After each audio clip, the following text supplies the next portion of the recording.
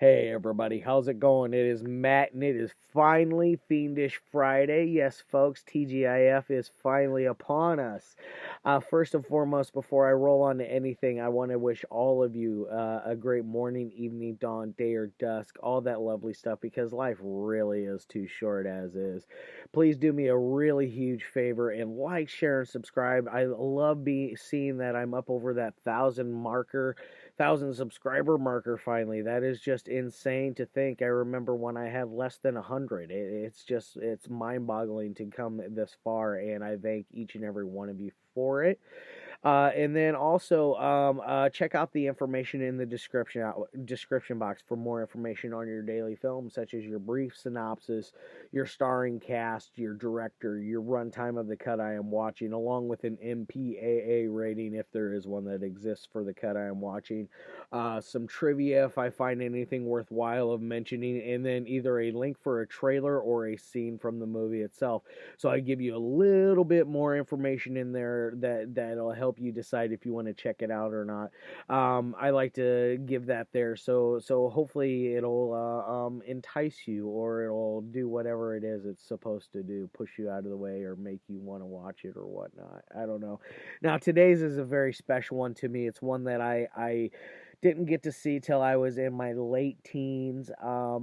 It came out when I was like 8 years old. I didn't see it until I was in my late teens because it was very hard to find a copy of it, and the copy I saw was like a second, third generation VHS quality. It was not very good, so I did not see a good copy of this until I got into my 30s, and it is just mind-boggling how much. From what I remembered from being a angsty teenager to my early 30s when I finally saw this again for the second, third, fourth, fifth, sixth time. I've seen this several times since then, and it's one that continues to get good with every time I watch it. It is none other than Jörg Buttgereit's Nekromantik. Yeah, I'm sure I murdered his last name. I'm sorry if I did. Either way, this is a masterful film. It is one that I absolutely love, and adore.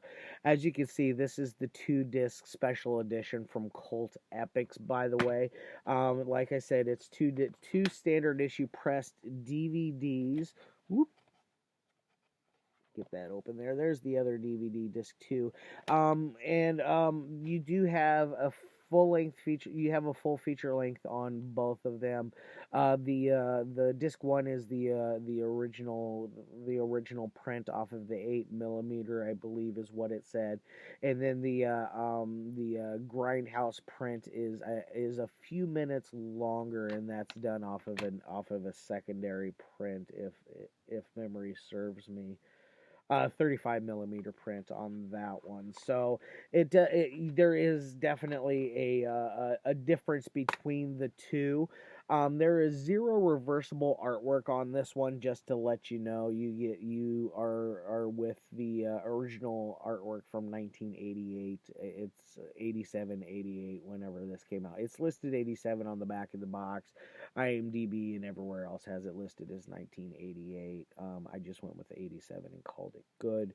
Now this one I only listed two of the actors in here, and that's Daktari, Lorenz, and Beatrice Kanowski.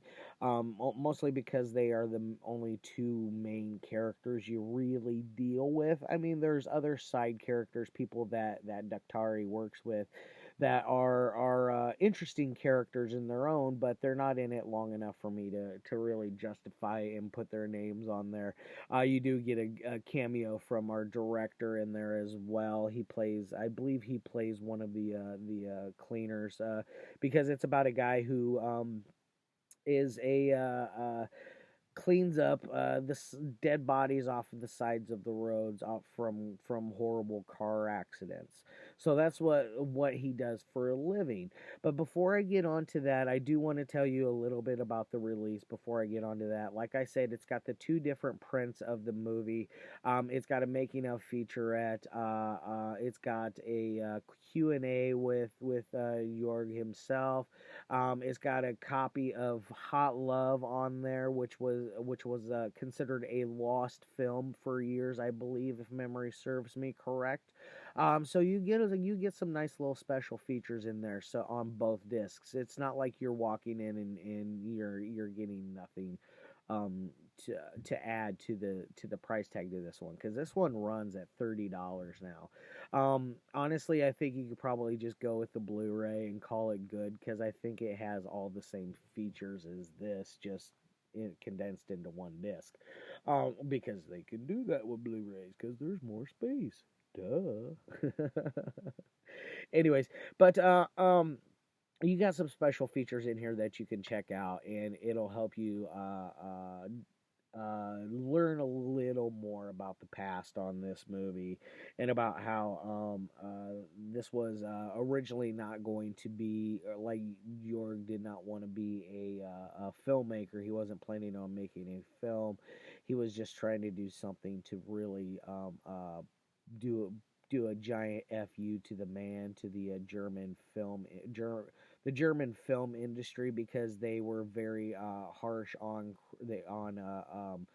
censorship, and I believe they still continue to be. I know most of the alleged free world is horribly riddled with censorship, and I don't think you should do that. That's just horrible stuff. If you know me and you've checked out my reviews throughout the couple years that I've been doing them, you'll know how I feel about censorship, and how I feel like it's the devil, and it really should just be left alone. If you don't like it, don't watch it. If you don't want to, you don't have to read it. You don't have to listen to it. You don't have to watch it. You don't have to do anything. You can just move along on your own path, and that's the point that I'm getting on, is about censorship, is just move it along if you don't like it. Now that I got all that out of the way, let's roll back onto what I was talking about with this movie, what it's about. Like I said, our friend Daktari, who is cleans up horrible accidents off of the side of the road. Um, he has a fetish. Both him and his girlfriend have a fetish with death. He brings home different body parts from victims here and there, like a heart. It looked like eyes and kidneys or whatnot. Just different innards here and there. He eventually gets to where they go to clean up a body, and it's very, very horribly rotten, and the reason that why that dead body is there is absolutely hilarious. This dude who is outside with his weird looking gun, and he's like pointing it around, acting like he's gonna shoot stuff, and then he does end up shooting it, and he shoots this guy in the neck and kills him. Blah blah blah blah. He drags him off, and eventually, fast forward it, and then our crew of corpse cleaners come in, and they take care of the problem. And then in turn, our main character, our buddy, played by Daktari, takes this corpse home, because they make him take care of the getting rid of it at the very end. They don't obviously follow through with watching him do it, or anything like that. Doesn't seem like there's any kind of paper trail whatsoever. So he's able to stroll out of there with this very rotten corpse that he takes home, and both him and his girlfriend, they obsess over it. They like rub on it, lick it. They have sex with it. That's the giant thing about this, is it's a giant necrophilia film, And if you have a problem with necrophilia, you're really going to dislike this one, because this one is very gooey. It is in your. It's kind of in your face a little bit with its style. It's not like an obnoxious, overbearing type or anything, but it is done very artistically. So do keep that in mind. It's not going to be like a regular gory little slasher fest. It's an artistic gory goo fest that will hopefully repulse you along the way, make you second guess, making fun of people that you don't know, because who knows, they may be having sex with corpses at home. You just never know with people nowadays. And you ask, how do they have sex with this corpse, this male corpse? Um, well, they get a chair leg, and they saw it off, and they plant it inside of his groin region, and she puts a rubber on it, puts a condom on there, a rubber. I like to call them rubbers. Oh shit. But puts a condom on it, and uses that as the phallic device. Looks painful, I'm not gonna lie. I don't know why you would want something like that up in you, but then again, I don't know why you would want to have anything to do with a corpse. Um, it's not only taboo, but it is absolutely disgusting and repulsive. But I absolutely love movies about it. I reviewed one called Necrophile Passion like a long time ago. That was an interesting German necrophile movie. It desperately wants to be necromantic, but it definitely is not. It falls flat on that end. And I also did Lucker, the Necrophagist. That one's a good one. Oh, I love Lucker. Anyways, back to this one. Now, our couple, they eventually start to fall apart. He loses his job, and she is very overbearing and kind of a bitch about things. She's like, "Oh, I don't want to waste my good years with you. I'd just be wasting away. I want to move on with my life. If I meet a rich man, I'm not going to be here for you. I'm gone. One of those ordeals." And she's very, very, very mean about it, and she definitely means business. And eventually, she does leave, and she takes the corpse with her. He happens to be out and about doing whatever. He comes home with a cat, and in turn, you unfortunately get to see the death of a cat. He doesn't really kill the cat. Unfortunately, there is a real animal death in here with a rabbit. It is very, very graphic, very gruesome. It will stick with your mind if you are very squeamish to things of that nature, because it does get pretty rough watching that poor little rabbit get skinned. But it's done so artistically and beautifully, like, and the way that the end of it, they have it play in reverse, so you get to essentially watch him put the fur and skin back onto this dead rabbit. It's absolutely stunning, but it is disgusting at the same time. And while all of this is going on, our friend who has lost his girlfriend and his corpse has gone on, and he's picked up a prostitute off the side of the road, killed her. Um, Comes home, takes a bath, and with the dead cat guts. Really weird stuff. But when eventually comes down to it, he goes to kill himself by stabbing himself in the gut over and over and over again with the butcher's knife, while his penis is out and he is ejaculating. It is absolutely hilarious.